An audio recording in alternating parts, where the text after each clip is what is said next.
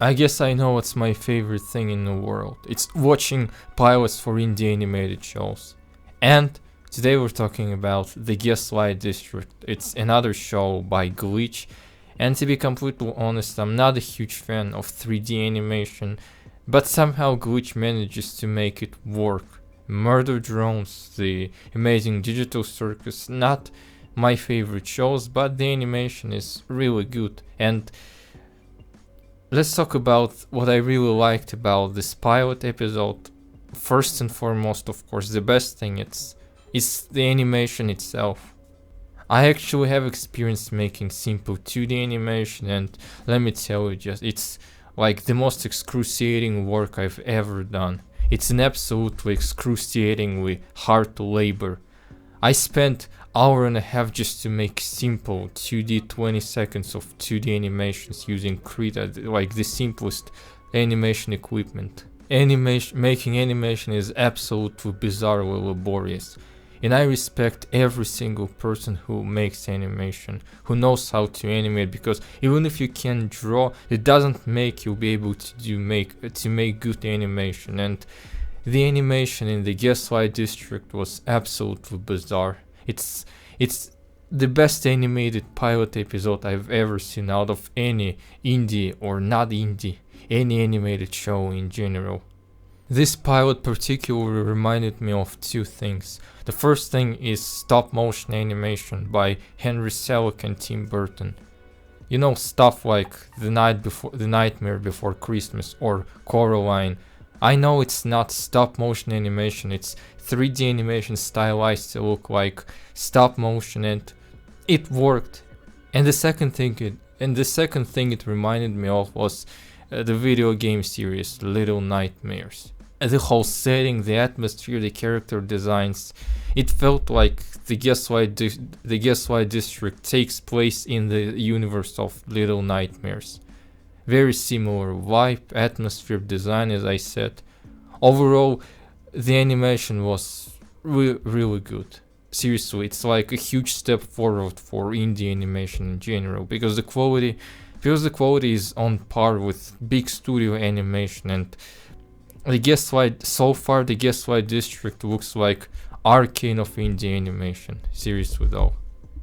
I'm not really a huge fan of the character designs though, except for the main character, Melancholy. I think her design is absolutely beautiful, absolutely cute, and she's a very endearing main protagonist. Yes, she is a very cliche main protagonist. She's like a rebellious daughter who doesn't listen to her father, who does her thing. And honestly, in that regard, this pilot is almost identical to Murder Drones, at least to the first episode of Murder Drones. Both shows have the main protagonist, a young girl. Both shows have protective fathers, and the conflict between the daughters and fathers, I mean, it's a pretty cliche conflict, but still. It feels like the same person made both shows.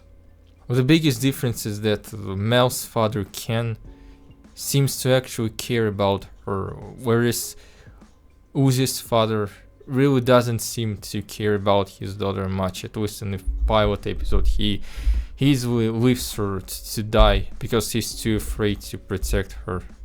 Mel is a human, but she and her father are trying to hide the fact that she is a human. She is very sympathetic and likable, and if they manage to make more episodes, which I hope they will, I'll be watching just for her.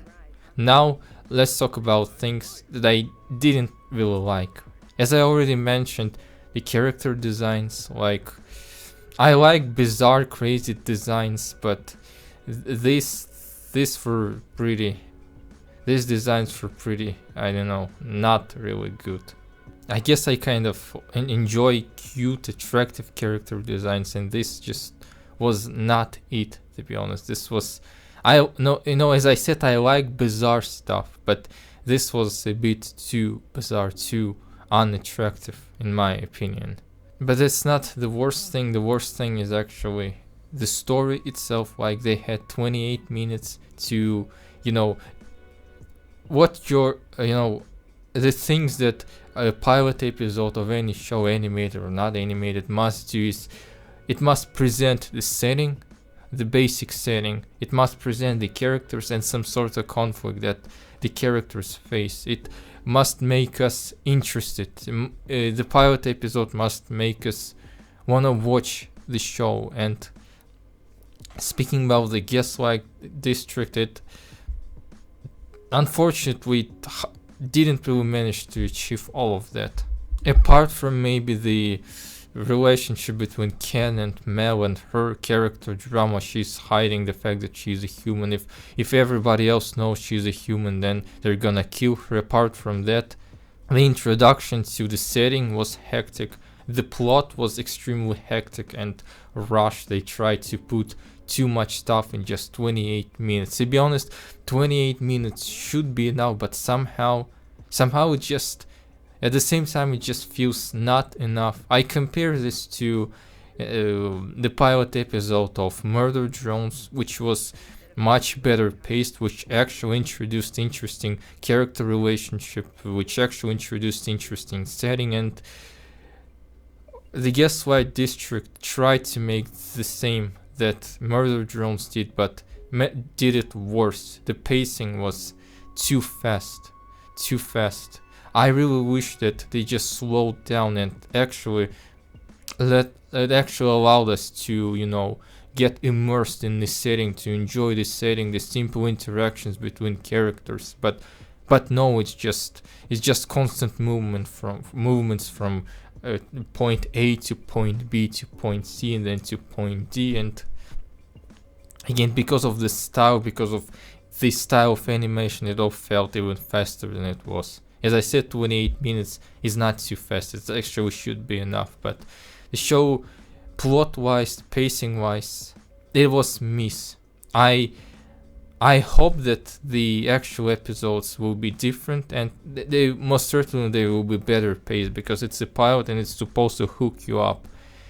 The pilot episode of any show is like first 10-50 seconds of a TikTok short or something. It's supposed to hook you up. And this is what this pilot episode is. It just throws too much at viewers, expecting them to find something interesting and to get hooked.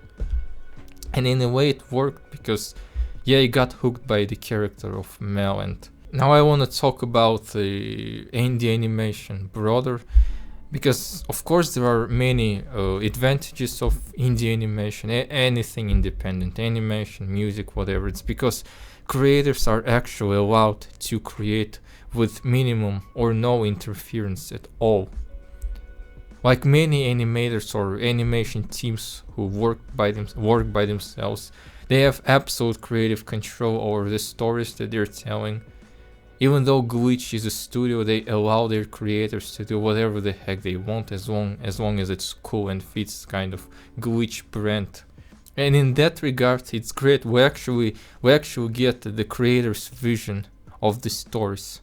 Murder Drones or the Gaslight District is exactly what their creators wanted. It's exactly the kind of story they wanted to tell us. And if indie animation was not a thing, we wouldn't have so many great shows. Like, for example, Hell Boss most certainly would not exist if it was not for YouTube. It's an adult animated show that takes place in hell, features hellhounds and imps, a lot of gay characters and stuff, with very edgy, mature style of humor. No streaming service would have taken the show, let's be honest.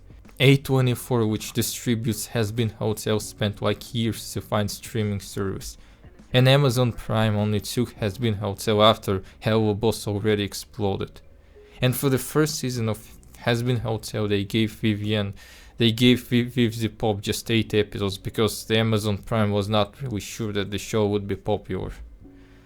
A lot of indie animated shows would not exist if they weren't independent, like Lackadaisy or, as I said, Hell of a Boss. But at the same time, indie animation has disadvantage is that Animation, as I said, is really hard in making. One episode takes a lot of effort, a lot of time and money, so indie animators are not exactly sure how many episodes, how many resources they're gonna have and how many episodes they'll be allowed to make. And as a result, the pacing is absolutely bizarre. Like I'm watching the Full Metal Alchemist Brotherhood anime right now, and it's 50 episodes, and I watched the first 15 episodes of Full Metal Alchemist Brotherhood, and I wasn't really interested. I almost stopped, but then episodes 15 to 25 absolutely hooked me up, and now I can't wait to finish the show. It became absolutely bizarrely interesting. It hooked me up, and unfortunately indie animation cannot do that. It cannot spend 10-15 episodes just to hook you up. It must hook you up immediately. It doesn't have enough room to breathe, with rare exceptions like Hello Boss, which also has only 20 episodes across how many 6 years from 2019. So indie animators make like 4 or 5 episodes per year, because again it's time consuming and resource consuming. And indie animators don't really have strict schedule, like that new show on Glitch by Dana Terrace. It doesn't even have a release date. Their website claims that it will be released whenever the show is ready, so they're not even sure when it will be ready.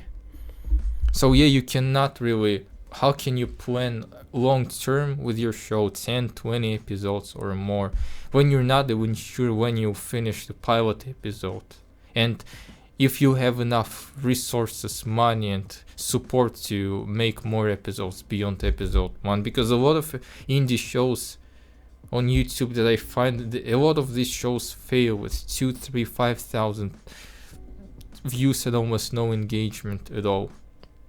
So indie animation is a double-edged sword, and the Gaslight District is a good example. They try to put too much stuff into the pilot episode, everything, introduce lore, introduce character, this hectic, uneven pace. So yeah, overall I would give this pilot episode 6 out of 10. As I said, the animation is gorgeous and the main protagonist is really likable. Other than that, it could be better and should have been better. But I'm gonna watch the rest, because it's indie animation and I feel like I need to support it. Anyway, thanks for watching or listening to this video, and I hope to talk more about animation, and again, see ya.